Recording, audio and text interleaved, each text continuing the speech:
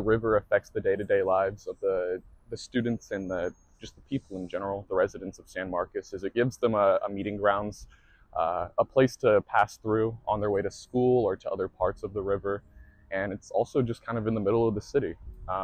It's just a great place all year round to go to as well. It's about 72 to 74 degrees all year round for the water. Makes it really nice in the summertime, and for the nature enthusiasts that love paddleboarding and kayaking, it's even nice in the winter. It is a tourist attraction, bringing people all throughout Texas and just throughout the country in general, coming to visit friends and family. And the students here, let's say they're out of state, that's even more tourism coming through.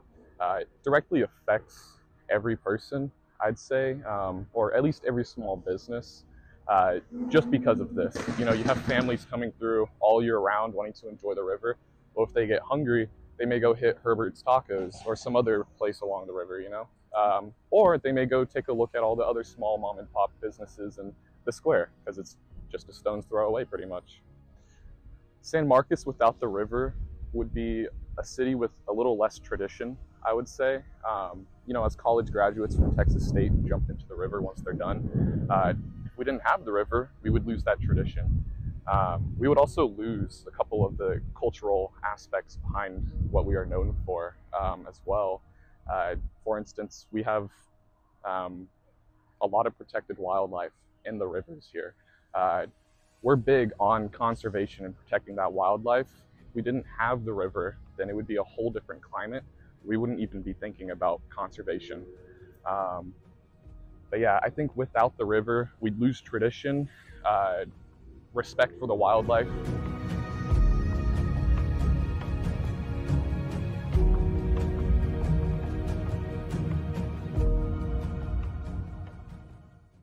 So for me, my students starting last semester, which was my first semester back in San Marcos, actually I didn't live here before, I lived in Austin, so I didn't realize how much the river meant to a lot of students here. So we did one of the shows that we do in our class focused solely on the river, and several students told me one of the reasons they came here was because of the river.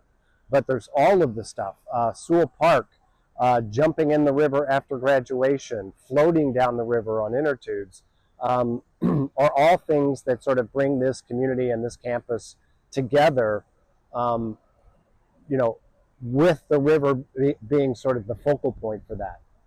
For me personally, I just like to come down here because it's so hot a lot of times that it's a great way to cool off.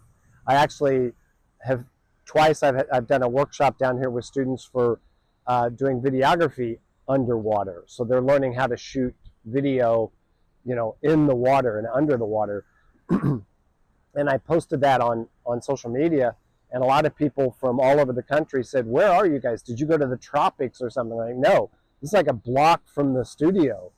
It just happens to be extremely clear water, and it just looks beautiful on camera. The businesses that we interviewed about the river for the shows that we did, like Ivar's, the restaurant that's located right on the river, they said they feel like 80% of their business comes from the fact that when people sit down at a table and a chair to eat their dinner, they're looking out and seeing the San Marcos River. And that's a big attraction, that they think it really is, it makes their business basically. The Meadows Center, we talked to them. We talked to the Lions Club with the inner tubes. I mean, there are all of these places that exist pretty much because of the river. And I think one of the things we don't understand from a historical perspective is a lot of cities were founded on rivers for multiple reasons. One, commerce could come through, you know, via boats and load and unload stuff on docks, but you had to have a source of water, right? And this is a fantastic source for water. So I think historically, the city may not exist the way it does if it weren't for the river being here. I come here, I bring my dog down here. My dog is not a big water dog, but I've brought him here and we walk around and jump in the water, and he likes it. But I go to Rio Vista too, and get in with my dog. It's a place where I take my dog because he gets hot too. And we got in there.